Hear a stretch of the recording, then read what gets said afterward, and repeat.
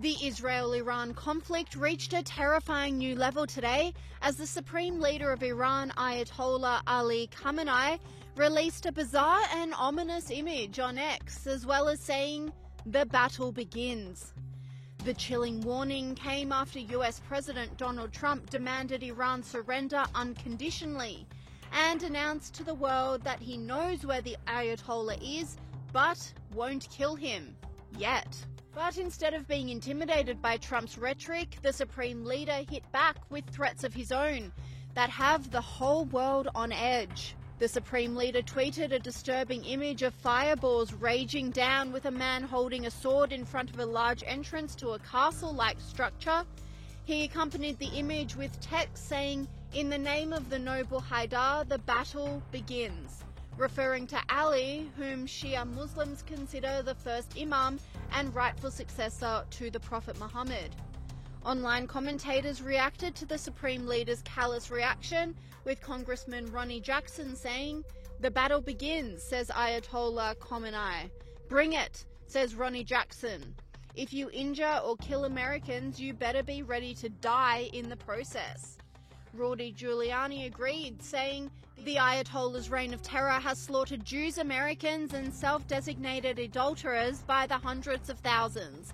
With nuclear weapons, they could make those numbers seem minuscule. We pray to God to deliver us from a nuclear nightmare." And the people of Iran, whom the Ayatollah rules over, seem to not have much faith in his ability to triumph over the US and Israel, with civilians heeding the advice of Trump and fleeing in their millions. Donald Trump's ordering the Iranians to surrender unconditionally. Last night, he warned everybody to flee the capital, and now Tehran's a ghost town. Surgical strikes target Iranian nuclear scientists and military commanders have taken their toll. Windows have turned to powder, and the lobby of buildings are gone. Overnight, Israel continued to pummel missile and drone infrastructure in the western part of the country.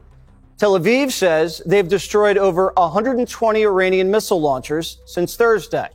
That's about 40% of their missile capacity. They also took out Iran's top general early this morning.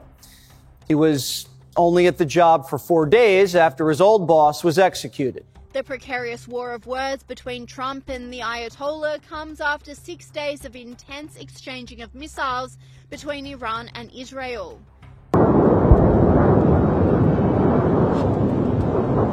And despite the Supreme Leader's threat of escalation of the conflict, Trump is standing firm in his threat to decimate Iran if US personnel are harmed. He said, "The US had nothing to do with the attack on Iran tonight. If we are attacked in any way, shape or form by Iran, the full strength and might of the US armed forces will come down on you at levels never seen before. However, we can easily get a deal done between Iran and Israel and end this bloody conflict." And the US has backed this up by beefing up military in the region, according to Secretary of Defense Pete Hegseth. So you're going to be in the Situation Room pretty soon with the president. Is he still aiming for a nuclear deal with the Iranians? Of course. The president, as he said today, his position has not changed. What you're watching in real time is peace through strength and America first. Our job is to be strong. We are postured defensively in the region to be strong in pursuit of a peace deal. And we certainly hope that's what happens here. And America first means we're going to defend American personnel and American interests. So when you see jets and you see air defense assets and counter UAS assets, that's because my job as the Secretary of Defense is to ensure that our people are safe and that we're strong. So that we can set the conditions for a deal. And President Trump's made it clear it's on the table. The question is whether Iran will take it.